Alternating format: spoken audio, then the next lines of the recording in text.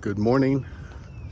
I wanted to shoot a little extra video in our Walking with Pastor Keith series about hearing the voice of God, and it's really about the importance of it.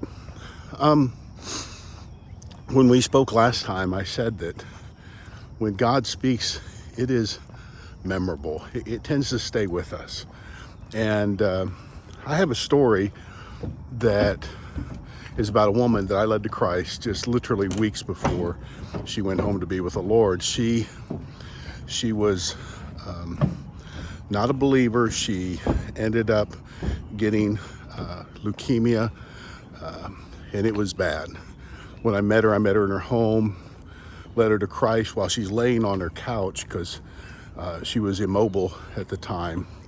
And over the course of the next few weeks after I led her to Christ, there were various crises where I was called to the hospital where they thought they were losing Peggy, and I would pray, and I'd pray for sometimes her healing, and sometimes I'd pray for a miracle, and I know what God was going to do, but she was not getting better. And one time in the middle of the night, I get a call from her daughter. She had a 17-year-old daughter at home, and said, "Mom's bad. Can you come to the hospital?" And so this is Big Baylor downtown. So I took off right away, middle of the night. I am feeling desperate for a word from God, and I ended up saying, God, I just need a word. I need some kind of clarity from you that what I'm supposed to be praying, because I don't know what to pray. So if you'll just tell me, I won't ask you for any other thing. I'll just shut up. I won't say another word. Tell me what you want me to pray.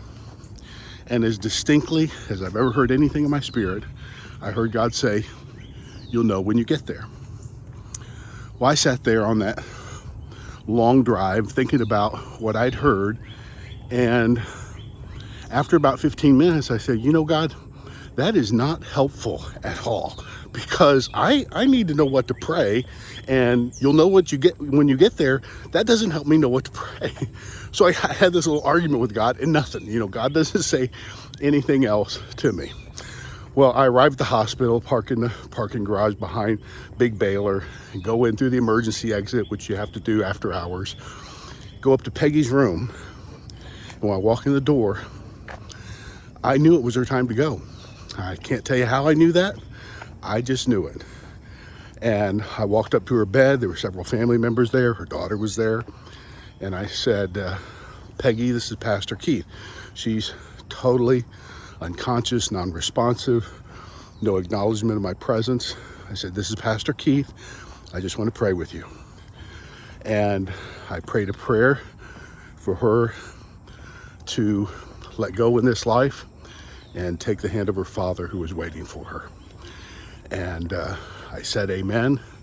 Peggy took 2 more breaths, and she went into the presence of God. Now that 17-year-old daughter, as soon as I'm done praying, as soon as she sees her mother pass, she looked at me with big tears in her eyes, and she said, "It's like Mom waited for you to come and tell her it was okay to leave." And it was her comfort, it was her consolation. So I'm here to tell you that you may not get a message a minute, you may not hear from God all the time, but when you do, it's exactly what the situation needs.